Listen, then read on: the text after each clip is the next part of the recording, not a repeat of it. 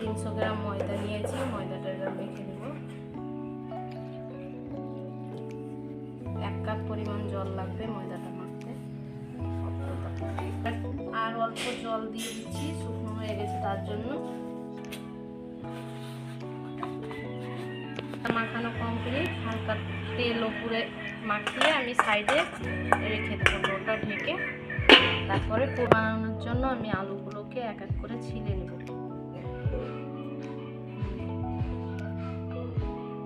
এক করে পুরো আলুগুলো ছিলে নিয়েছি, এখন আমি ম্যাশ করে নেব। আমি হাতে ম্যাশ করছি, আপনারা চাইলে চামচ দিয়েও করতে পারেন, কিন্তু হাতের মাখানোটা অনেক সুন্দর হয়। আলুটা সুন্দরভাবে ম্যাশ করানো হয়ে গেছে, এবার আমি রেখে দিচ্ছি সাইডে। তারপর অন্য অন্য প্রসেসগুলো আমি দেখাবো আপনাদেরকে। এটা অন করে নিচ্ছি, গ্যাসে প্যান বসিয়ে অন করে নিলাম। এটা তৈরি করার জন্য অল্প খাঁটি সরিষার তেল দিয়ে দিচ্ছি, অল্প একবারে দিবেন আপনারা। 5 ফোড়ন দিয়ে দিচ্ছি, আদা বাটা, রসুন বাটা, পেঁয়াজ কুচি, থেতো করা লঙ্কা,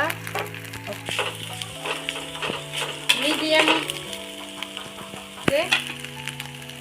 আপনারা এরকম করে ভেজে নেবেন। ধনেপাতা দিচ্ছি, নেক্সট লবণ।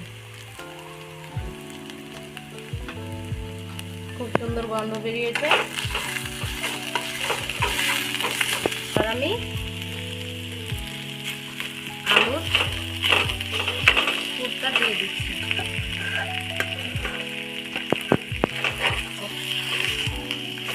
আলুর পুরটা দিয়ে এভাবে আপনারা ভালোভাবে সুন্দর করে নেড়ে নেবেন। আর হয়ে গেছে, 2 মিনিটের মতো আপনারা এভাবে পুরটাকে তৈরি করে নেবেন।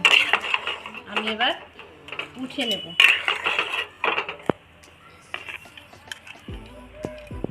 এবার আমি এক এক করে লেচিগুলো কেটে নেব। 10 মিনিট আপনারাও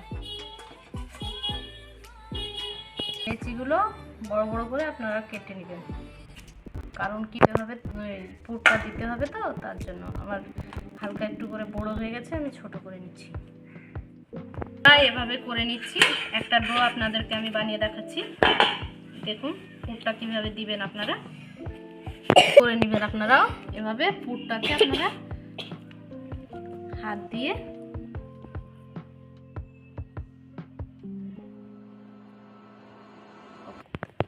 এভাবেই টেনে টেনে ডোটাকে করে নেবেন। নিয়েছি, দেখেন এভাবে একটা একটা করে আপনারা করে নেবেন। বন্ধুরা, আমি এক এক করে সবগুলো ডো তৈরি করে নিয়েছি। আমি এক এক করে অল্প উপরে আটা ছড়িয়ে বলে নেব। খুব আস্তে আস্তে বলবেন আপনারা, নাহলে ভিতরকার পুরটা আবার বেরিয়ে যাবে। একটু তেল ব্রাশ করে নেব আমি পরোটাটা দেওয়ার জন্য।